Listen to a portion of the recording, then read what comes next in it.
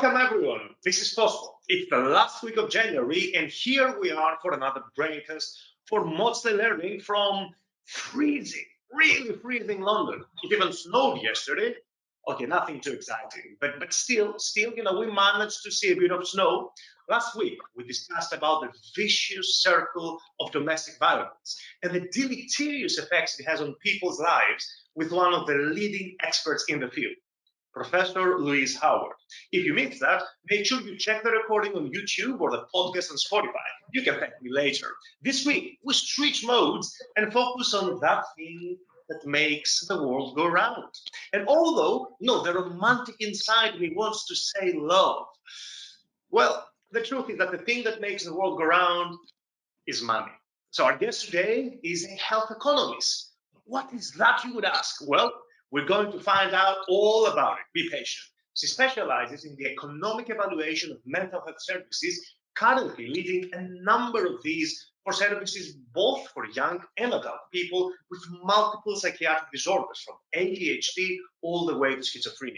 She's the head of King's Health Economics and deputy head of the Health Services Population Research Department here at the Institute of Psychiatry, Psychology, and Neuroscience. BRAINCAST people, this is Professor Sarah Byford.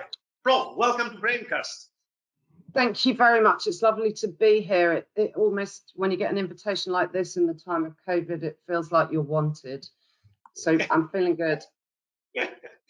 So the word economy, Prof, is Greek. And although, there's no doubt about its origins, there is much confusion about what it actually means. And while it is derived from two Greek words that translate into house and manage, it is frequently used interchangeably with the word finance, creating the misconception that, health economics is all about money. So what is health economics? It's not, it's more than just money, right? Oh, absolutely. In fact, money comes into it a lot less than people think. It's one of those myths I try and bust every time I teach somebody about economic evaluation. So economics is fundamentally, it's a social science. So it's heavily focused on behavior and human behavior in particular. And it's focused on the way we behave and in order to allocate our scarce resources.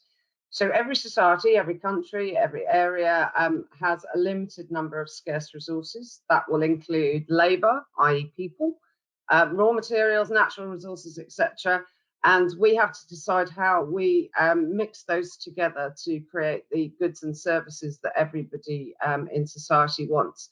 So we need to figure out how to allocate those resources to competing demands for goods and services. So economics is the study of that production and distribution of goods and services, and it studies how individuals, businesses, governments, and nations choose to allocate their resources. And you'll notice I haven't mentioned the word money at all yet, so I'm doing well. It focuses heavily, as I said, on human behavior and how that behavior interacts with the production and the consumption of different goods and services. And the aim is to try and figure out how we make decisions to maximize the benefits that we gain from our limited resources. And health economics is simply the application of economics to the health sector. So the focus is on the allocation of scarce healthcare resources with the aim of maximizing the benefits to our patients.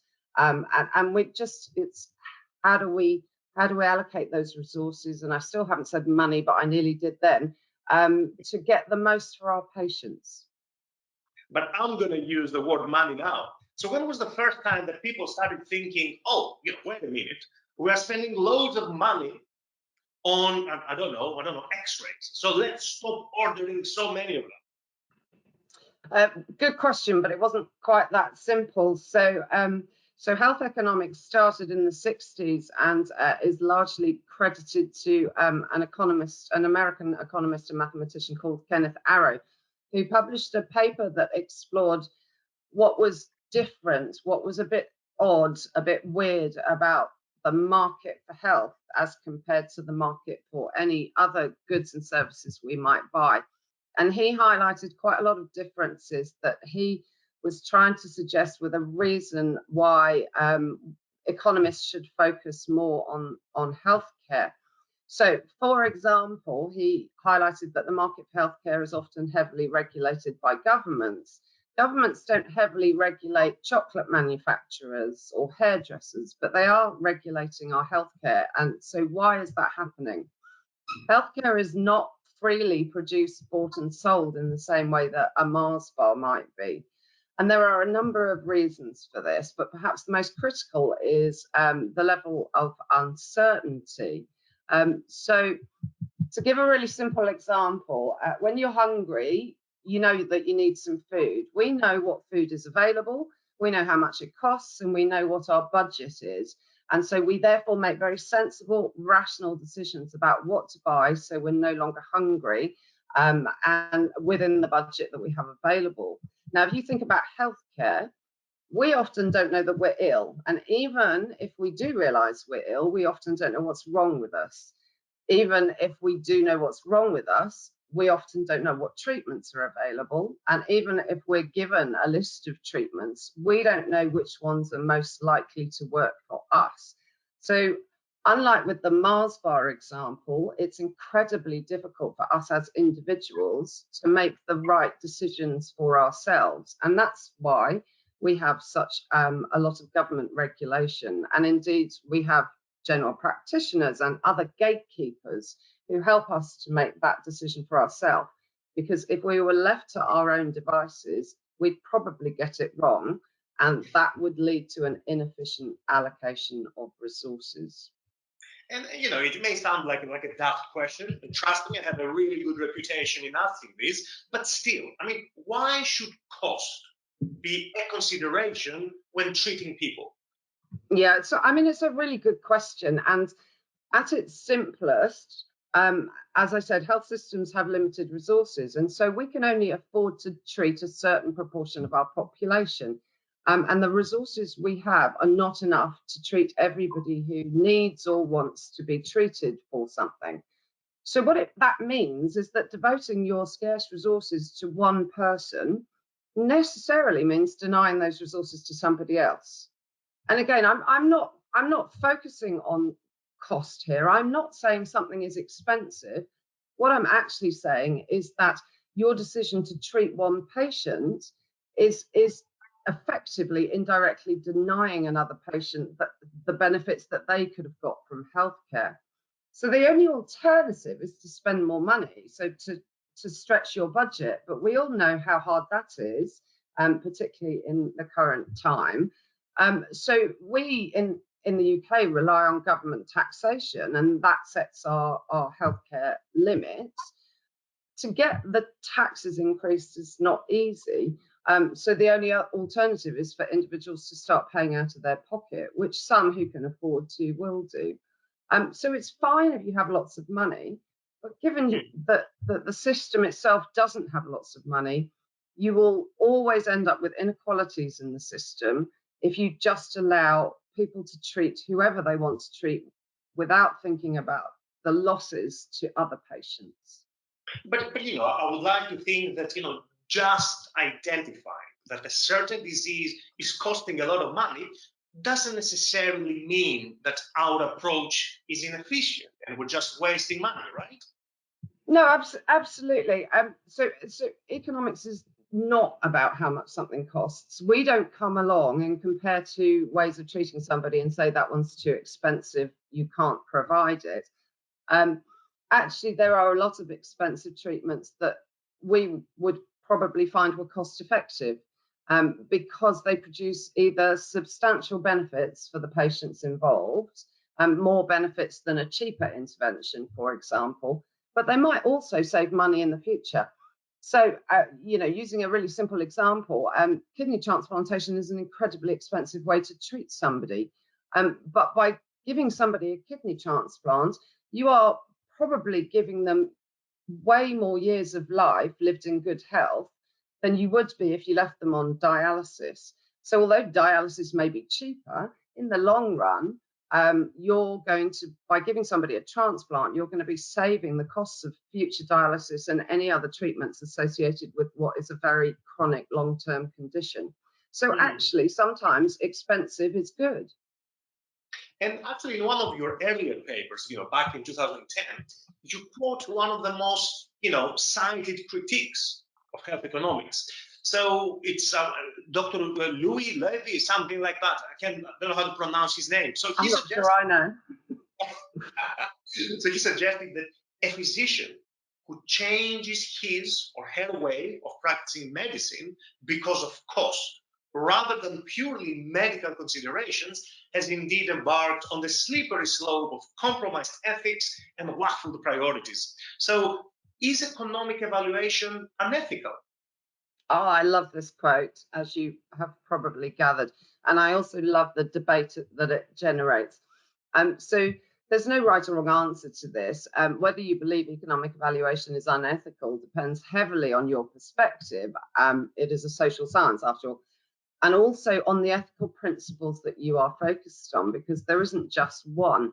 So health economists would argue that by ignoring cost, that's actually unethical because, as I said earlier, scarce resources means that you're ignoring the negative impact on people who can't get treated. And so the cost here is not money, it's the loss of health benefits gained by people who you could have treated instead. So ignoring cost ignores the ethical principle of justice, failing to consider equity and fairness. However, at times, the ethical principle of justice is going to be in conflict with other ethical principles, such as autonomy. And here's a word I struggle to pronounce, beneficence. Oh, I did it. So all healthcare professionals would like to provide the very best treatments to the patients in front of them and do the best for them and to do no harm. I absolutely understand that, but it ignores the negative impact on the patients that are not in front of them, who may not be getting treated because they use the resources to treat the person they're seeing. So I'm afraid no right or wrong answer, very much depends on your perspective and your opinion. But I actually love the fact that he raised this, because I think it's a very important part of what we as health economists do, and it's very important to have it in the back of your mind as a health economist. And we actually live in the era of precision and personalized medicine.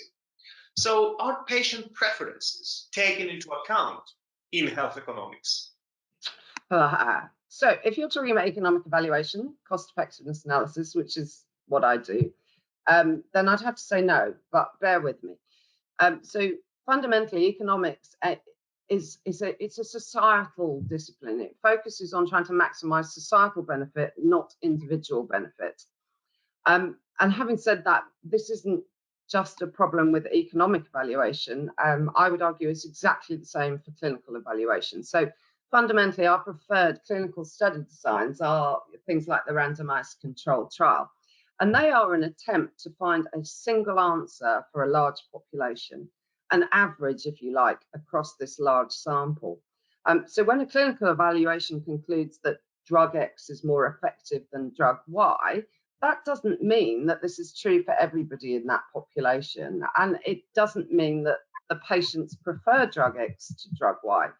So this is not, I would argue, a problem with economics. It is a problem with our preferred approach to clinical and economic evaluation. There are, however, a couple of senses in which economics does consider patient preferences. It's not all awful. So firstly, there is another branch of health economics which focuses heavily on equity. It recognizes that just because a treatment is found to be effective or cost effective doesn't mean that it's fair. You could find something cost effective, but the only people to benefit are higher income patients. That's not fair. That's inequitable. And so we, or I certainly, and a lot of health economists feel the same, would argue that the results of your economic evaluations, they're not your answer. They don't tell you what to do. They are just information to help the decision maker decide alongside other things. So they will be looking at whether it's effective, whether it's cost effective, whether or not it's preferred, whether or not there are major side effects, whether or not it's equitable, and whether or not they can afford it. And for me, if economics was anything more than just one part of that broader decision-making process, I'd feel deeply uncomfortable because of the issues of equity. And of course, patient preference is paramount in the private sector, where resources and money is not an issue for the people, Yeah. of course, that can afford it. Now, couple that with William Baumol's prediction, but for people not familiar with the name, William Baumol was one of the most eminent American economists, famous for his cost disease theory. Now, William Baumol said that the cost of disease will disproportionately affect the poor as healthcare services become more unaffordable. So the question is, are health economics the necessary evil of an unjust society? Yeah, that's another really good question that I could probably talk about for hours, but I'll try not to. So what Baumol is highlighting is the tendency for the cost of healthcare to increase over time. It does in every society. And there are a number of different reasons for this. So we have, for example, we have a lot of technological advances, and those advances are nearly always more expensive than what they're replacing. We have an aging population, and they require more healthcare resources than the younger population, and so costs go up that way. We also have increasing expectations. So as new treatments become available, particularly in a system like the NHS where things are free, once we get used to something being available for other people, we learn to expect it for ourselves. And finally, tediously, there's also a general tendency for wages just to rise as economic output rises. So all of these together mean that we are year on year spending more and more on healthcare. So whether this affects the poor more than the rich really depends on your health system, and you've already hinted at this. In a taxation-based system like the UK, healthcare is available to all, irrespective of your ability to pay. And in fact, NICE was set up to address what was known as the postcode lottery, which saw access to healthcare being determined more by where you lived than anything else. So in some senses, we have a system that you would like to think is fairly fair, whether you're rich or poor. However, in private systems or insurance-based systems, there is a genuine risk that the poor won't be able to access healthcare. And the USA is my favorite example of this. Insurance is readily available to those who are in employment and to those who can afford to pay for it themselves. So as a result, you end up with two groups who don't have health insurance. One is the poor, the low-income population, and the second is the young and healthy, who basically have weighed up the risk of them needing healthcare and decided that it's quite low, so they're not going to pay for insurance. So the result is we get a substantial minority of the population being completely uninsured, which does indeed mean that they are less likely to have access to healthcare than the rich. But this is absolutely dependent on the health system that you live in. So let's shift the focus to mental health now. There is clear lack of parity in how health systems finance mental health compared to other diseases, despite the World Health Organization clearly identifying mental disorders as a major contributor to the global burden of disease. So what is the main drive behind this? So, as you say, there's a lot of differences between health systems, and their approach to financing makes a huge difference. But so the decision to provide healthcare or consume it often lies with different people. It could be governments, insurance companies, or individuals. Having said that, it's clear that the treatment gap between mental health and other diseases varies greatly between health systems, but critically is influenced by the income of the country. So the higher the income of your country, the lower the treatment gap. Now, this suggests to me that societies prioritize certain aspects of healthcare and start with those, which I actually think is entirely sensible, that are most amenable to treatment and indeed most affordable. And generally, this means focusing on communicable diseases, accidents and injuries, etc. Those are the types of things that we can fix and get people back to pretty much where they were before that happened. And so, in my view, and forgive me if not everybody agrees with me, the difficulty with mental health is that we lack treatments that are as clearly effective. We don't have cures. So we have treatments that we classify as effective, but that usually only means that they are more effective than whatever we compared that to. And we still find, and I do, particularly in child and adolescent, we find a large proportion of young people who maybe are being treated for depression, who still have depression at the end of a trial, even if they received the intervention that was found to be more effective. And so, of course, when you're talking about low middle income countries with very little resources and money available to them, it's actually a lot to ask them to provide treatments that, although classed as effective and cost effective, actually only work for some people. So it makes perfect sense to me that they would focus on those things that are more curable, more treatable. And then, of course, you have Vikram Patel's and Matthew Ridley's December paper on science, where they clearly unveil a bidirectional causal relationship between poverty and common mental health illnesses. It sounds like a vicious circle. So how can health economics break that circle? Oh, I wish I knew the answer to that. I would have done it a long time ago. I completely agree with them, and I have long believed that one of the best treatments for mental health conditions is the eradication of poverty. Proving that is actually really quite simple if you have access to a skilled econometrician or one of those sophisticated modelers that the government talk a lot about in relation to COVID at the moment. Not my area, I don't have any of those skills, but health economists have long demonstrated the impact of poverty on inequity in health and mental health. So in my view, that's been done, and that's the easy bit. The hard bit is getting society to agree to redistribute their income. So governments use taxation to do this, and they get the rich to pay more and redistribute it to the poor. But few countries, in my view, go far enough. And of course, the limiting factor, and this is where economists like to pay a bit more attention, is the incentives. If you overtax people, there is an incentive for them to work less. Why would I earn more income if you're charged if 70% of my income is going elsewhere? And so there's this balance to be had. So I don't think that economics can break the cycle. It's simply a discipline to study the behavior of governments and individuals in relation to, for example, how much taxation we pay. And economists, like everybody, lie on a political spectrum. So you will have economists using economic arguments to argue for lower taxation, and you'll have economists using economic arguments to argue for higher taxation. It is, after all, a social science.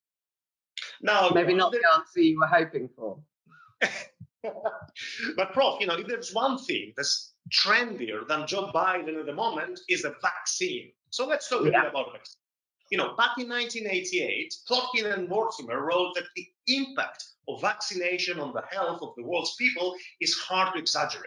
With the exception of safe water, no other modality has had such a major effect on mortality reduction and population growth. What are the economic benefits of vaccines? Yeah, absolutely. Vaccines are a really classic example of why healthcare is different from other goods and services. And it's what we all learn when we do our economics degree and our health economics degrees. Going back to my earlier example, when you're hungry and make a decision about what to eat, you eating that Mars bar doesn't really have much of an impact on other people. However, vaccines are very different. They're associated with what we call externalities. So an externality is a cost or a benefit that lands on somebody else.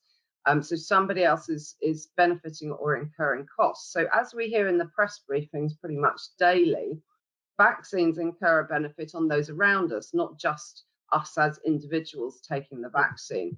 And so the economic argument is if we leave rational individuals to make their own decision, there will be an underconsumption of vaccines because they're not taking into consideration the wider benefits. So as a result, governments jump in and start trying to influence the amount of vaccines that people agree to take. And so even before COVID, we would typically see health education campaigns to get people to take flu, MMR vaccines, and to reduce the negative impact of anti-vaxxers, because they help to lead to an inefficiently low number of vaccinations.